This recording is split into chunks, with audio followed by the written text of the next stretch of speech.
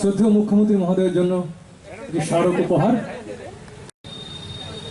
54তম engineers day উপলক্ষে মঞ্চে আগত ত্রিপুরা সরকারের জনপ্রিয় মুখ্যমন্ত্রী, মঞ্চে উপবিষ্ট আমাদের রাজ্যের পূর্ত দপ্তরের ইঞ্জিনিয়ারিং চিফ মহোদয় শ্রী দীপক চন্দ্র দাস, শ্রী তপন লোধ এবং স্টেট ইঞ্জিনিয়ার অ্যাসোসিয়েশনের প্রেসিডেন্ট শ্রী বিবেকানন্দ রায় মহোদয়কে আমরা শ্রদ্ধা এবং কৃতজ্ঞতা জানাই।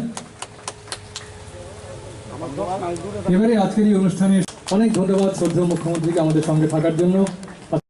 ইঞ্জিনিয়ার ডে উপলক্ষে আমরা যে প্রোগ্রামগুলো রেখেছি, মুখ্যত এবার 1900 সময় বিভিন্ন ফ্রন্টলাইন ওয়ার্কাররা তাদের জীবনকে বাজি রেখে মানব সমাজকে যেভাবে রক্ষা করা, ডাব্লিউএস এবং টিইসিসিএল বিদ্যুৎ, এই 3 দপ্তরের সব ফ্রন্টলাইন ওয়ার্কারকে আমরা শ্রদ্ধেয় মুখ্যমন্ত্রী মহোদয়ের জন্য একটি স্মারক উপহার।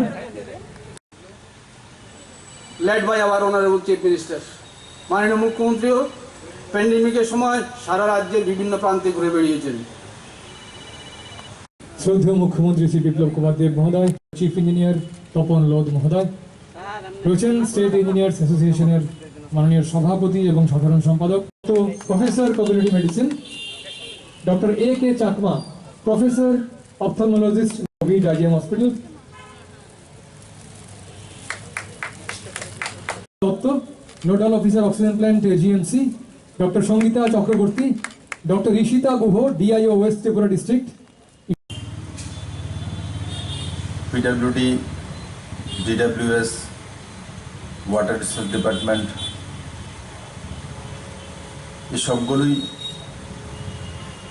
মানুষের কল্যাণের সঙ্গে জড়িয়ে থাকা ডিপার্টমেন্ট, জনকল্যাণের জন্য ডিপার্টমেন্ট। আমরা কাজ করি, কাজ করার সময় কাজের মূল্যায়ন করা আবশ্যক। অনেক সময় আমরা ভাবি যে আমি কাজ করব, অন্য মূল্যায়ন করবে, তার অপেক্ষা না করে নিজেকেই মূল্যায়ন করা উচিত যে আমি সেই কাজটা করছি, বিল্ডিং নির্মাণ করছি বা রাস্তা নির্মাণ করছি, তার গুণবত্তা কতটা, তার ডেপথ কতটা, তো সেই জায়গায় আমাদের পারদর্শিতা আরও বাড়বে। আমি আজকের দিনে আপনাদের কাছ থেকে একটা জিনিস আপিল করব, যেটা আমি সবসময় অনুধাবন করি, সেটা DWS, PWD, road and bridge হোক, বিল্ডিং ওয়ার্কস হোক, ওয়াটার রিসোর্স ডিপার্টমেন্ট হোক, আমি অনেক সময় দেখি যে কাজ করে যাওয়ার পর হয়তো বা রাস্তায় ন্যাশনাল হাইওয়ে যে NHA ডিজেল দেখেন, সেটা জিরে নেওয়ার কাছে কোনো একটা গজায় গর্ত হয়ে গেছে। আমি যাওয়ার সময় দেখি, বাকি ইঞ্জিনিয়াররা কেন দেখে না? তারাও তো আসা যাওয়া করে। এয়ারপোর্টে যাওয়ার সময় আমি যখন দেখব রাস্তায় জল জমে আছে সাইডে, আমি ফোন করি, আমার সঙ্গে যে স্টাফ থাকে সে ফোন করে, অন্যরা কেন দেখে না? আমি তো একা, কিন্তু ইঞ্জিনিয়ার তো প্রচুর আছে, জুনিয়র ইঞ্জিনিয়ার, অ্যাসিস্ট্যান্ট ইঞ্জিনিয়ার, তারপরে ওয়ার্ক অ্যাসিস্ট্যান্ট, তার উপরে এক্সিকিউটিভ ইঞ্জিনিয়ার, তারপরে পুরো ফৌজ আছে, সেগুলো কেন দেখেন? আমি তো চাই যে আমার মধ্যে যে মানসিকতাটা রয়েছে সেটা সবার মধ্যে বিরাজ করুক।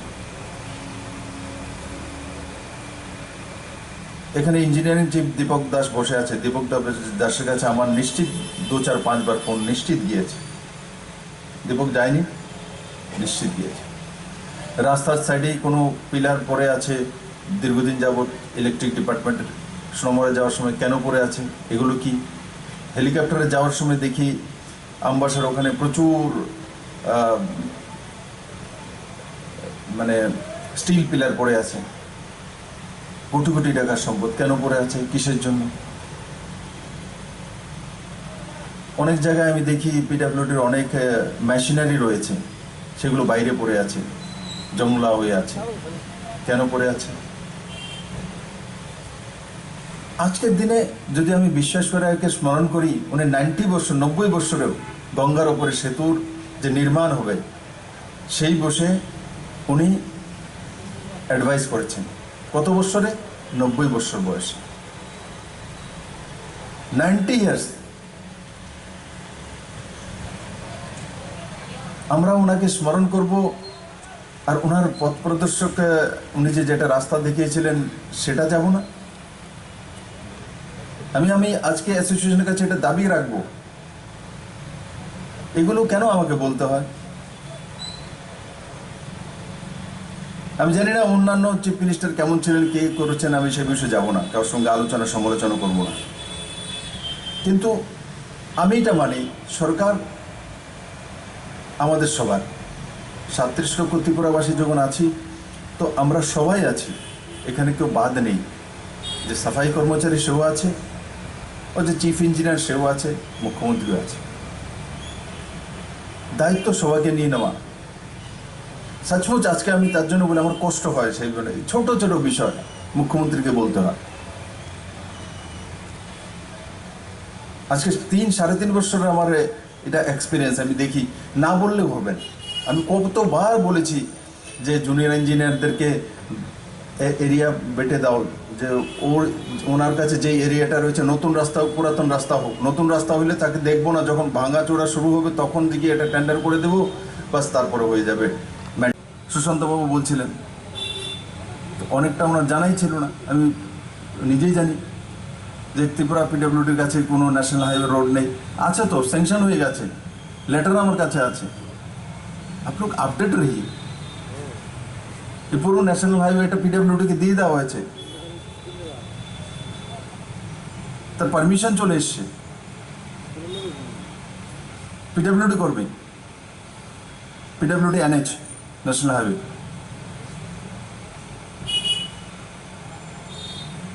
তো সেই বিষয়ে আমরা সবাই কনসার্ন থাকতে হবে, আপডেট থাকতে হবে।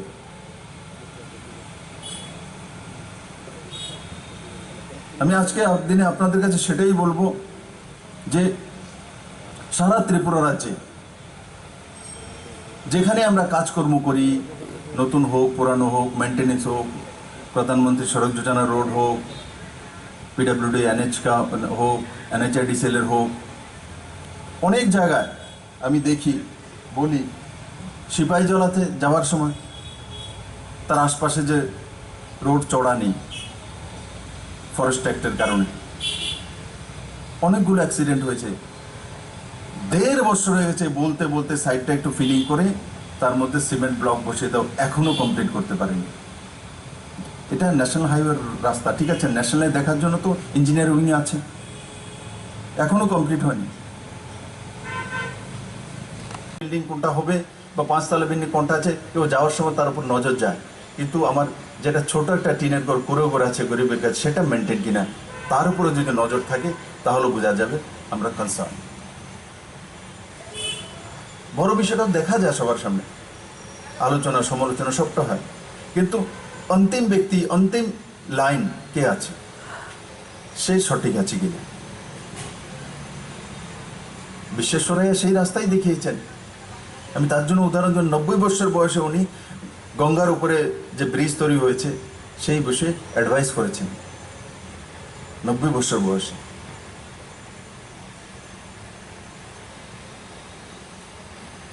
আমি আপনাদের পারিবারিক হোক, আপনাদের বন্ধু বান্ধব, আপনাদের অ্যাসোসিয়েশন, সবার শুভকামনা করি। আশা করি আপনাদের জীবন সুন্দর হোক, আরও ভালো হোক, পরিবারের লোক ভালো থাকুক। এই কোভিড পরিস্থিতিতে আমরা মোকাবেলা করেছি, আমরা ভ্যাকসিনেটেড হয়েছি, আগেও মোকাবেলা করব, তার মধ্যে আমরা কাজ করেছি। পিডব্লিউডি বসেছিল, ডিডব্লিউএস বসেছিল, তেমন নয়। যদি ডিডব্লিউএস বসে যেত তাহলে 2.4% গিয়ে 33-34% পৌঁছতো না এই কোভিড পরিস্থিতিতেও। কিন্তু আজকে সেগুলো রিভিউ করা দরকার, মানসিকতা আনা দরকার। কেন 2016-তে কাজ শুরু করবো, 2021-এ শেষ হবে না? কালকে আমি এমএলএ নতুন যে কোয়ার্টার হচ্ছিল গিয়েছি, 2016-তে কাজ স্টার্ট হয়েছিল, 2021-এ গিয়ে শেষ হচ্ছে। কত বছর লাগলো? এগুলো একবার মূল্যায়ন করা দরকার। সবটাই আপনাদের দোষ হবে তেমন না, ব্যবস্থারও দোষ। ব্যবস্থা কে তৈরি করে? মন্ত্রী পরিষদ তৈরি করে। 2016-তে কারা ক্ষমতাসীন ছিল?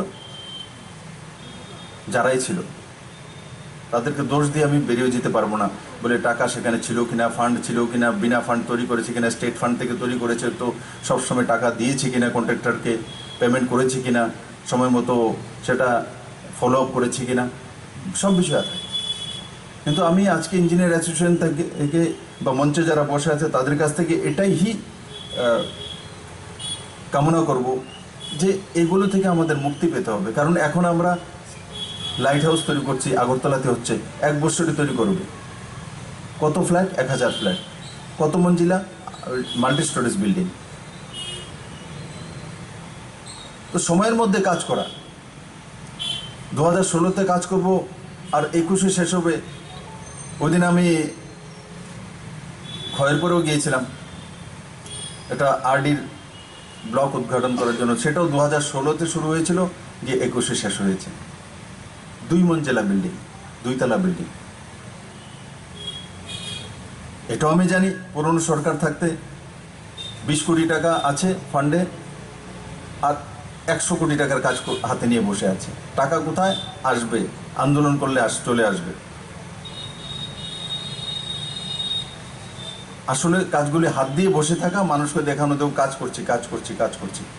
হয়তো ইলেকশন এসছে, কিছু দেখাতে হবে, জঙ্গলের মধ্যে স্টেডিয়াম তৈরি করে দেবে। কারণ কি, একটু ফান্ড যেতে হবে ক্যাডারদের কাছে, কমিশন খেতে হবে। এগুলো আমি দেখি, বুঝি, কিন্তু আজকে 3.5 বছর হয়ে গেছে। তো এগুলো পুরনো বিষয়গুলো টেনে এনে বলে তার জন্য হয়েছে, তার কোনো রাস্তা নেই। পুরনো বিল আমি অনেক দিয়েছি, দীপক দাস এখানে সাক্ষী। সরকার আসার পর পুরনো কন্ট্রাক্টর, ছোট কন্ট্রাক্টর, বড় কন্ট্রাক্টর, তাদেরকে বিল না দিলে স্যার এই প্রথম মনে 40 কোটি টাকা কভার করেছে। তারপর ধীরে ধীরে সমস্ত পয়সা দেওয়ার চেষ্টা করেছি, তৈরি হয়। এটা ভারত সরকারের পিএসইউ সেটা টেন্ডার করেছে, 80% পেমেন্ট করে দিয়েছে, কিন্তু রাস্তা নেই। আমি নিজে গিয়েছি সেই রাস্তাতে, 80% পেমেন্ট হয়ে গেছে, রাস্তা হয়ে গেছে কাগজের মধ্যে।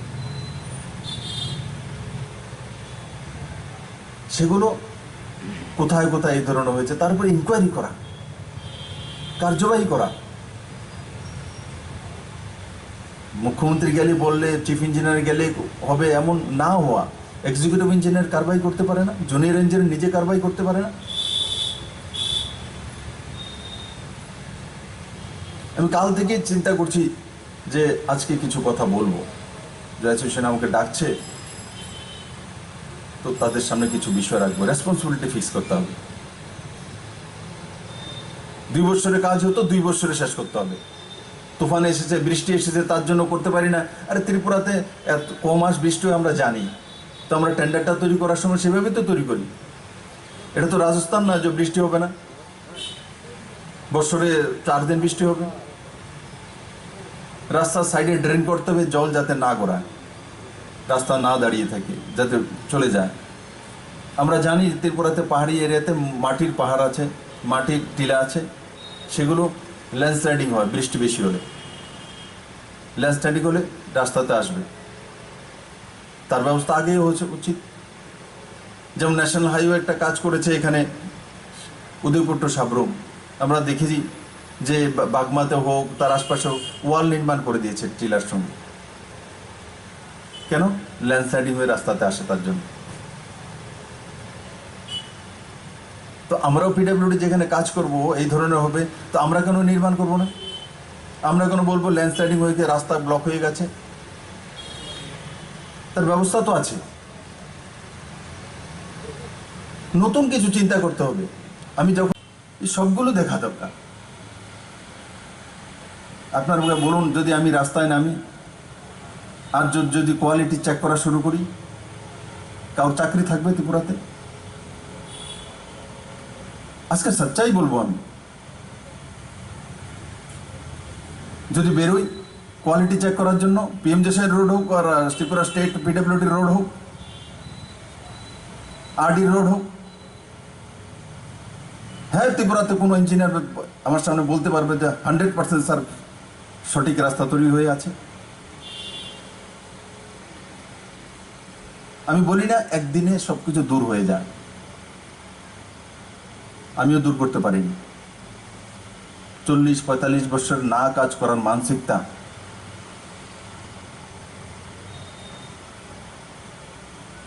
তার কারণে এই অচল অবস্থা। তার থেকে আমরা বেরিয়ে এসেছি। এখন পিডব্লিউডি থেকেই ডেপুটেশনে এনএইচএ লোক যায়, পিডব্লিউডি থেকেই ডেপুটেশনে সেন্ট্রাল গভর্নমেন্টের যে অর্গানাইজেশনগুলো কাজ করে তার মধ্যে যায়। আমি তো দেখি তো, আমার এখান থেকে তো ফাইলটা যায়, ওখানে গিয়ে মেহনত করে আমার ইঞ্জিনিয়াররাই কাজ করে সাকসেস রেট আনে।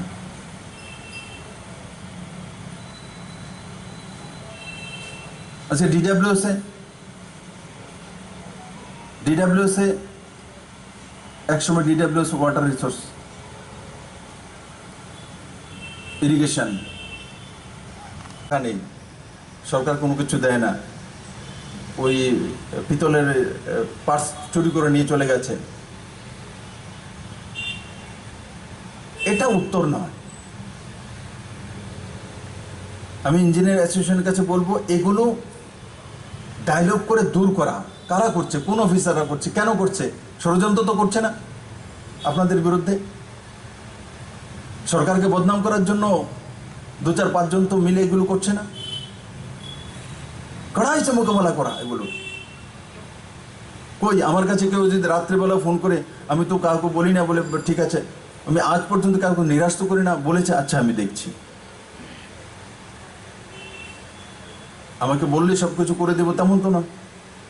আমি যখন কোনো জায়গাতে যাই, কোনো মা এসে বলে আমার ছেলেটাকে একটা বাবু চাকরি দিয়ে দাও, আমি ওনাকে জড়িয়ে ধরে বলি কিছু চাকরি তো হচ্ছে, আপনার ছেলে ফর্ম ফিল আপ করেছে কিনা? যদি বলে হ্যাঁ, আমি ঠিক আছে, রিটার্নে তো টিকতে হবে, টিকলে আমি দেখব। কথা তো বলি, তাতে শান্ত হয়ে যায়। হ্যাঁ বলেছে মুখ্যমন্ত্রী, আমার ছেলে ফর্ম ফিল আপ করেছে কিনা 100 লোকের কাছে বলবে আমি ওনার সঙ্গে কথা বলেছি। আমি কিছু দেইনি, কিন্তু রেসপন্ড করা প্রপার, সেগুলো আমি পিডব্লিউডির কাছ থেকে চাই, ইঞ্জিনিয়ারদের কাছ থেকে চাই। ডাক্তার, ইঞ্জিনিয়ার, ওকিল, এরা প্রফেশনালস, সমাজকে প্রভাবিত করে। বড় ইঞ্জিনিয়ার আমাদের রীতিনীতি নিয়ম অনুসারে আমরা তার সঙ্গে নিজেকে জুড়ে রাখি। আপনারা চিন্তা করুন, ইঞ্জিনিয়ার হয়ে গেছেন তো মনে হয় যে কিছুই না। সঠিকানে কথা না বন্ধু, ইঞ্জিনিয়ার হওয়া অনেক পড়াশোনা করতে হয়, অনেক পরিশ্রম করতে হয়, তারপর গিয়ে যোগ্যতা আসে।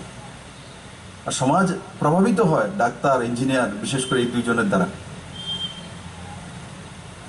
এই দুই ব্যক্তিত্বের দ্বারা সমাজ প্রভাবিত হয়। এখানে লোধবাবু আছেন, উনি তো রিটায়ারমেন্টে চলে গেছেন। আপনার বাসা তো মেলা করে না?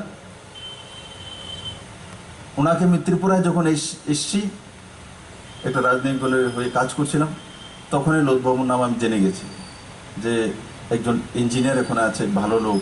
তা আমাকে কেউ বলতো ওনাকে একটা টিকিট দিতে পারলে ভালোই লোক, লোকটা ভালো। পলিটিক্স ম্যাচ হয়, সমাজের মধ্যে প্রতিষ্ঠিত ব্যক্তিদেরকে মানুষ আনে, তাকে সামনে করে। লোধবাবুকে প্রথমবার আমাকে দীপকবাবু এরা দেখিয়েছে মঞ্চে, তেমন নয়। আমি তো এমনিতে ওনাকে না দেখে নাম শুনে নিয়েছিলাম। এসে উদাহরণ অনেকের নাম জানি আমি। আপনাদের মনে হয় যে স্যার খোঁজখবর রাখে না। আমি জুনিয়র ইঞ্জিনিয়ার পর্যন্ত খোঁজখবর, ওয়ার্ক অ্যাসিস্ট্যান্ট পর্যন্ত খোঁজখবর রাখি।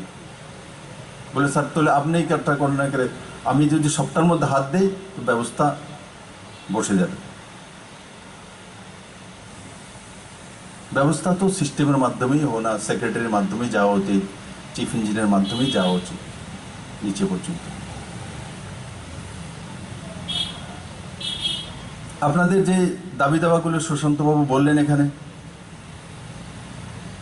অনেকগুলি মূল দাবি দেওয়া, যেটা সবচেয়ে বড় দাবি দেওয়া, সেটাও উনি ধন্যবাদ দিয়েছেন রাজ্য সরকারকে, যে প্রমোশনের বিষয়টা। ওইখানে যারা রয়েছে, এটা আমাদের পিএসইউ, ওখানে তাদের কাগজপত্র তৈরি করা সেটা ডিপার্টমেন্টের দায়িত্ব। যত তাড়াতাড়ি সম্ভব সেটা করিয়ে প্রমোশন যে নিয়ম আছে সেগুলো লাগু করে দেবো। ইলেকট্রিক ডিপার্টমেন্টে প্রবলেম আছে, কিন্তু সেটা একদিনে নির্মাণ হয়েছে তেমন না। এমনিতে মানুষের মনে হয় যে লোডশেডিং হয়েছে, কারেন্ট চলে গেল, বিজলি ত্রিপুরাতে ইলেকট্রিসিটি সারপ্লাস কেন হবে? একটু পিছিয়ে যেতে হয়। মাঝে মাঝে আমি দেখি জিষ্ণুদেব বর্মা মহোদয় যে ডেপুটি সিএম রয়েছেন, পাওয়ার ডিপার্টমেন্টের দায়িত্ব আছেন, উনি বলেন, আমিও জানি এটা। এখন এই সরকার আসার পরে যেভাবে বড় মাত্রায় ট্রান্সফরমার, কোয়ালিটি অফ ট্রান্সফরমার লাগানো, মডার্নাইজেশন করা ইলেকট্রিফিকেশনকে, তার আগে হয়েছে ত্রিপুরাতে? লাগিয়ে দিয়েছে ট্রান্সফরমার, যদি ডিজেল না থাকে তো জল দিলে দেবে, একটা লিকুইড ডাললেই হয়। যাও ক্যাডারে ডালছে তো জল দিলে ওটা ডিজেল। মানুষ যদি না এটা তো জল দিছে না, ডিজেল কইছে মেলার মাঠ থেকে এখানে ডিজেল। এই ব্যবস্থা লাগু সারা ত্রিপুরা আছে। গঙ্গানগরে লাইন নিয়ে যাওয়ার জন্য 12 বছর লেগেছে, 12 ইয়ার্স। ইলেকট্রিকের যারা ইঞ্জিনিয়াররা জানে সবাই। কিসের জন্য? বলেন এই ফরেস্ট ক্লিয়ারেন্স নিয়ে যায় না। তো আমাদের এখানে কেমনে ফরেস্ট ক্লিয়ারেন্স হলো, কিভাবে গেল?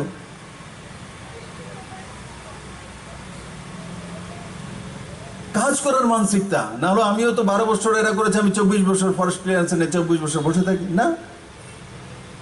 এই ফরেস্ট ডিপার্টমেন্টই তো ক্লিয়ারেন্স দিয়েছে, ত্রিপুরার তো ফরেস্ট ডিপার্টমেন্ট, জাপান থেকে তো আসেনি অফিসাররা। পিসিসিএফ তো শর্মাই হয়, তখন কেউ না কেউ পিসিসিএফ তো ছিল। আমি কাজগুলোর বিষয় তার জন্য তুলে ধরছি, 12 বছরে ফরেস্ট ক্লিয়ারেন্স করতে পারে না, তার জন্য কাজ করতে পারে না। কিন্তু 1.5-2 বছরে করতে পারলো।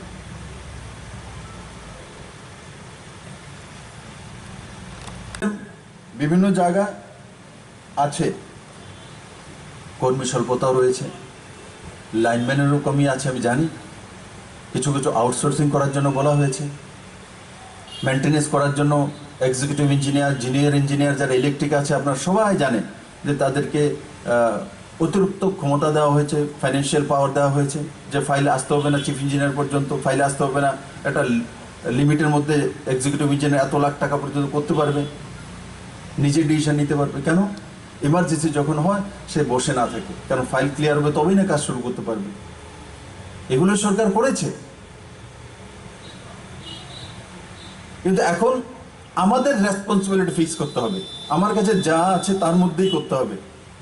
আমি কল্পনা করব যে সেটা একদম সুইজারল্যান্ডের মতো হতে হবে, তার জন্য সে আর্থিক ব্যবস্থা তৈরি করতে হবে। আমাদের কাছে যেটা রয়েছে তার মধ্যেই আমরা পিডব্লিউডির কাজ করব, ডিডব্লিউএস এর কাজ করব, ইলেকট্রিক ডিপার্টমেন্টে কাজ করব। আর তারপরেও হয়নি তেমন তো নয়, আপনারা সবাই সাক্ষী। এডিবির মাধ্যমে হাইয়েস্ট প্রপোজাল স্যাংশন কত? প্রায় 4,600 কোটি টাকা।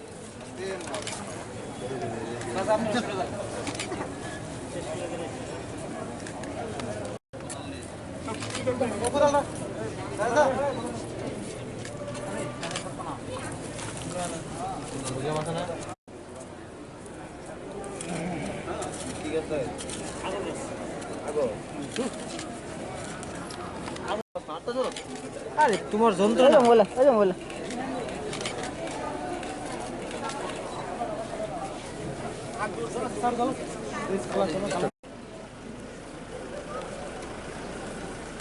Subscribe to Tripura Info and press the bell icon so that you never miss any latest updates and news on Tripura.